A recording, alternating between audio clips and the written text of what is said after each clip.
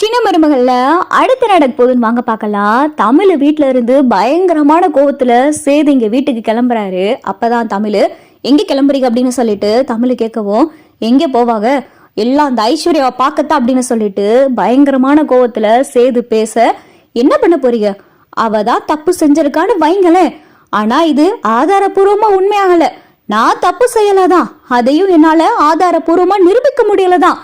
இப்ப போய் நீங்க அவகிட்ட கேக்குறீங்க, அவ இல்லைன்னு சொன்னா என்ன பண்ணுவீங்க, என்ன உங்ககிட்ட அவதான் தப்பு செஞ்சான்னு ஆதாரம் இருக்கு அப்படின்னு சொல்லி தமிழ் கேட்க, தமிழ் கேட்ட கேள்வி சேதுவுக்கு நியாயமா இருக்கு. நான் தப்பு செய்யலேன்னு சொன்னேன், ஆனா நீங்க அதை நம்பல, வீட்டை விட்டு வெளியே போடின்னு சொன்னீங்க, நானும் கிளம்பி வந்துட்டேன். அந்த வீட்டுல 6 மாசத்துக்கு ஒரு தடவை நான் உள்ள வரதும் 6 மாசத்துக்கு அப்புறம் நான் வெளியே போறதும் எனக்கு பழகி போச்சு. அவ இப்பதானே உங்களை கல்யாணம் பண்ணி அந்த வீட்டுக்குள்ள வந்திருக்கா, அவ கிட்ட போய் நீங்க தயவு செஞ்சு எதுவும் கேட்காதீங்க அப்படின்னு சொல்லி தமிழ் சொல்ல, சேது கோவத்திலே வண்டி எடுத்துட்டு கிளம்பிட்டு வராரு. வண்டியில வர வழியில யோசிச்சுக்கிட்டே வராரு, ஒருவேளை நம்ம கேட்டு அவ இல்லைன்னு சொல்லிட்டானா என்ன பண்றது அப்படின்னு சொல்லிட்டு சேது வண்டியில வர வழியில யோசிச்சுக்கிட்டே வர, இங்க ராஜாங்க வீட்டு வாசல்ல சேது காரு சத்தம் கேட்டதுமே ஐஸ்வர்யா வேகமா ஓடியாருது. மாமா வந்துட்டாரு அப்படின்னு சொல்லிட்டு, மாமா மாமா என்ன மாமா அழகருக்கு சரியாயிருச்சா, இனிமேல் இங்கதானே மாமா இருப்பீங்க, அந்த தமிழ் வீட்டுக்கு போக மாட்டீங்களா அப்படின்னு சொல்லி ஐஸ்வர்யா கேட்க, இல்ல ஐஸ்வர்யா அழகர் அங்கேதான் இருக்கான், நான் இப்ப திரும்ப போகணும், உங்ககிட்ட கொஞ்சம் பேசுறதுக்காக வந்தேன், கொஞ்சம் ரூம் வரைய வா அப்படின்னு சொல்லிட்டு சேது ஐஸ்வர்யாவுடைய கையை பிடிச்சு கூட்டிட்டு போக, ஐஸ்வர்யா சேது கையை பிடிச்சதுமே அப்படியே சேதுவை பிரமிச்சு பாக்குது.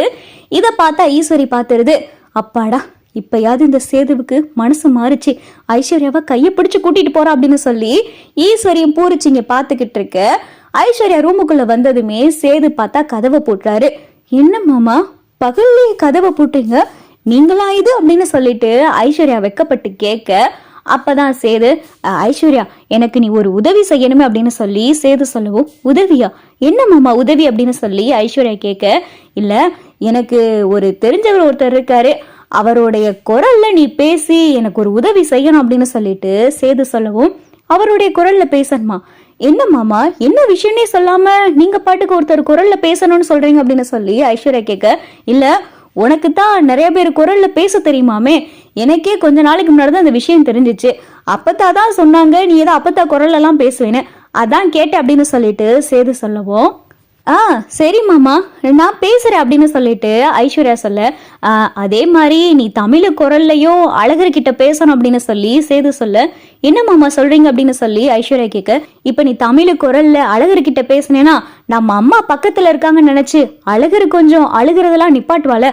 அழகரை சமாதானப்படுத்தலாம் அப்படின்னு சொல்லிட்டு சேது கேட்க, பேசலாமே மாமா, எங்க தமிழ் மாதிரி என்கிட்ட 2 வார்த்தையில பேசு அப்படின்னு சொல்லி சேது கேட்க, பேசலாமாமா இது என்ன பெரிய மேட்டரா என்ன அப்படின்னு சொல்லிட்டு ஐஸ்வர்யா பார்த்தா தமிழ குரல்ல அப்படியே சேது கிட்ட பேச, சேது முடிவே செஞ்சிடறாரு, ஐஸ்வர்யா தான் இந்த விஷயத்த செஞ்சிருக்குன்னு சொல்லிட்டு, ஐஸ்வர்யா உன்கிட்ட நான் உண்மையை கேட்பேன், என் மேல சத்தியம் பண்ணி சொல்லணும், நீ சொல்லுவி நான் உங்களை காதலிக்கிறேன் மாமா, உங்க மேல வச்சிருக்கிற காதல் உண்மை மாமான்னு, இப்ப என் தலைமையில கை வச்சு சத்தியம் பண்ணி சொல்லு, நீ தானே அன்னைக்கு தமிழோட அப்பா கிட்ட போன் பண்ணி தமிழ் குரல்ல ஜெனிக்கும் சக்திக்கும் கல்யாணம் பண்ணி வைக்க சொன்னது அப்படின்னு சொல்லிட்டு சேது கேட்க, ஐஸ்வர்யாவுக்கு பார்த்தா பயங்கரமான அதிர்ச்சி. மாமா அப்படின்னு சொல்லிட்டு ஐஸ்வர்யா திணற, உண்மையை சொல்லு அப்படின்னு சொல்லி சேது மிரட்ட, மாமா மாமா அது இல்ல மாமா நான் ஒண்ணுமே பேசல மாமா அப்படின்னு சொல்லிட்டு ஐஸ்வர்யா அப்படியே பயங்கரமான அதிர்ச்சியோட சேதுவை பார்த்துக்கிட்டு இருக்கு.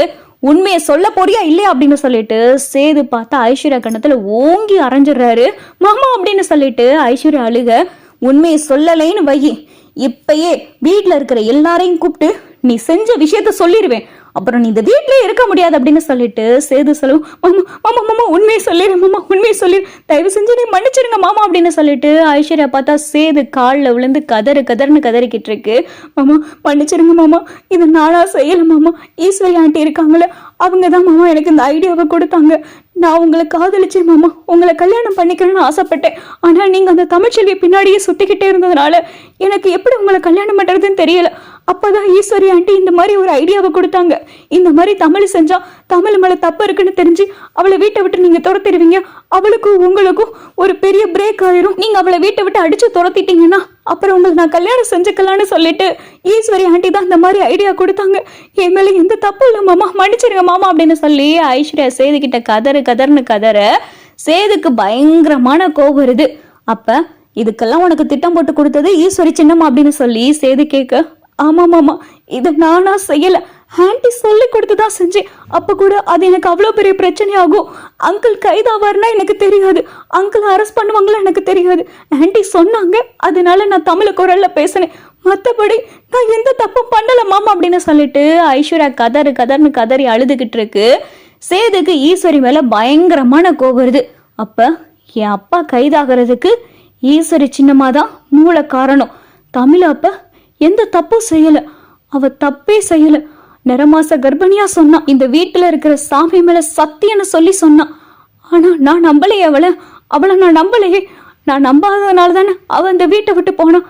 அதனால தானே இவளுக்கும் எனக்கும் கல்யாணம் ஆச்சு அப்படின்னு சொல்லிட்டு சேது எல்லாத்தையும் நினைச்சு பாக்குறாரு. தமிழ் மேல எந்த தப்பு இல்லைன்னு சொல்லிட்டு சேதுக்கு தெரிய வரவோ சேது உட்காந்து கதறி அழுதுகிட்டு இருக்காரு. அப்பதான் ஐஸ்வர்யா, மாமா என்னைய மன்னிச்சிருங்க மாமா, நான் தெரியாம செஞ்சுட்டேன் மாமா அப்படின்னு சொல்லிட்டு ஐஸ்வர்யா சொல்ல, நீ என்கிட்ட எதுவும் பேசக்கூடாது, ஏதாவது நீ என்கிட்ட பேசுனேன்னு பையன் நடக்கிறதே வேற அப்படின்னு சொல்லிட்டு சேது பயங்கரமான கோவத்தோட கார் எடுத்துக்கிட்டு இங்க தமிழ் வீட்டுக்கு வந்துடுறாரு. ஆவேசமா வந்து இங்க வந்து உட்கார்ந்து இருக்காரு. எங்க போனீங்க, ஏன் உங்க முகமெல்லாம் ஒரு மாதிரியா இருக்கு அப்படின்னு சொல்லிட்டு தமிழ் கேட்க, எல்லா தப்புக்கும் காரணம் அந்த ஐஸ்வர்யா தான். அவளே உண்மையை ஒத்துக்கிட்டா. அவகிட்ட மிரட்டி கேட்கல தான் தெரிஞ்சிச்சு உன் குரல்ல உங்க அப்பா கிட்ட பேசி அந்த ஜெனிக்கும் சக்திக்கும் கல்யாணம் பண்ணி வைக்க சொன்னதே அவதான். எல்லா தப்புக்கும் காரணமே அவதான். அவ மட்டும் அன்னைக்கு அப்படி பேசாம இருந்திருந்தானா என் அப்பாவை கைது செஞ்சிருக்க மாட்டாங்க, நானும் உன்னைய வீட்டை விட்டு போன்னு சொல்லியிருக்க மாட்டேன் அப்படின்னு சொல்லி சேது தான் செஞ்ச தப்ப நினைச்சு வருத்தப்பட, அப்பதான் தமிழ், இப்ப வருத்தப்பட்டு என்ன ஆக போகுது, ஒன்னும் நடக்க போறது கிடையாது. அந்த வீட்டை விட்டு நான் வந்ததுதான் உங்களுக்கும் எனக்கும் எந்த ஒட்டுள்ள உறவுலின்னு சொல்லி பஞ்சாயத்து முன்னாடியில அத்து விட்டதுதான். எனக்கும் உங்களுக்கும் எந்த உறவும் கிடையாது. இந்த 2 பிள்ளைகளுக்காக வேணா நீங்களும் நானும் பார்த்துக்கலாம், பேசிக்கலாம். மற்றபடி உங்களுக்கும் எனக்கும் புருஷன் பொண்டாட்டின்ற உறவு அத்து போய் பல மாசம் ஆகுது அப்படின்னு சொல்லிட்டு தமிழ் சொல்ல, சேது தமிழை நினைச்சு ரொம்ப வருத்தப்படுறாரு. தயவு செஞ்சு உங்ககிட்ட இப்ப நான் ஒன்று சொல்றேன், ஒருத்தவங்க தப்பு செஞ்சாங்கன்னா அவங்க தான் தப்பு செஞ்சாங்கன்னு சொல்லி அப்படியே கண்மூடித்தனமா நம்ப கூடாது. கண்ணால் காண்பதும் போய் காதால் கேட்பதும் போய் தீர விசாரிப்பதே மெய்யின்னு சொல்லுவாங்க. அப்படி என்னைக்காவது ஒரு தடவையாவது என் பக்கம் எல்லாரும் தப்பு இருக்குன்னு சொல்லல, ஒரு தடவை என் பக்கம் தப்பு இல்ல, நீ நல்லவதான், நீ எந்த தப்பும் செஞ்சிருக்க மாட்டதான், உன் பக்கம் நான் நிக்கிறேன்னு ஒரு தடவை நீங்க சொல்லியிருப்பீங்களா? அந்த வீட்டுல இருக்கிற எல்லாரும் உங்களுக்கு எதிராக நிக்கையில நான் உங்க பக்கம் நின்னேன்.